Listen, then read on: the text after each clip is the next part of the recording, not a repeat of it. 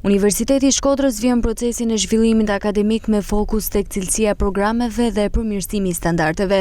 Në një deklaratë për media, rektoria Blerta Dragusha u ndal tek procesi i akreditimit të programeve të studimit dhe risitë e institucionit.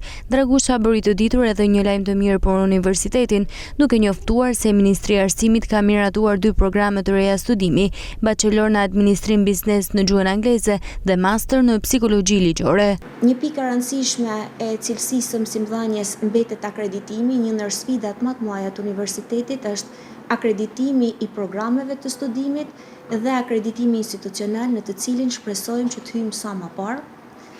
Do të thoja që këtë vit si risi e drejtorisë së kurrikulave ka qenë përfshirja e studentëve në opinionet e tyre në të gjitha landet ku ato janë përfshi, kanë qenë të angazhuar përmes linqeve individuale. Pra, secila lanë në të gjitha programet e studimit që ofron Universiteti i Shkodrës ka pas linkun e vet ku studentët kanë dhënë opinionin e tyre për lëndën dhe për pedagogun. Në fakt vim me një lajm shumë të gëzueshëm, që është miratimi nga Ministria e Arsimit e 2 programeve të reja të studimit, një studim bachelor në administrim biznes në gjuhën angleze dhe një program studimi master në psikologji ligjore.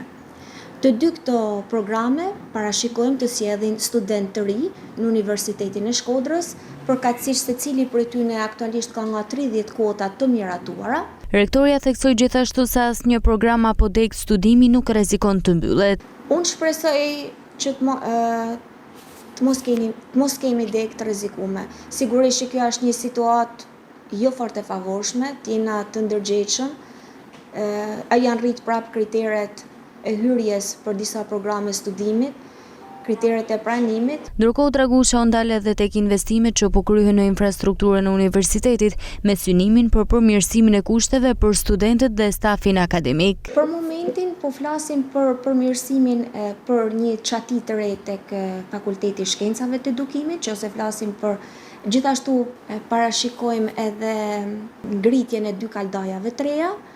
Ndërkohë që për laboratorët dhe për infrastrukturën, kjo është një punë e vazhdueshme në fakt në Universitetin e Shkodrës, e cila vjen edhe përmes aplikimeve, siç e përmenda më përpara, në projekte Erasmus, por edhe në projekte kombëtare, kryesisht ato të Akshit, të cilat na kanë ndihmuar në pajisjen me laboratore të reja.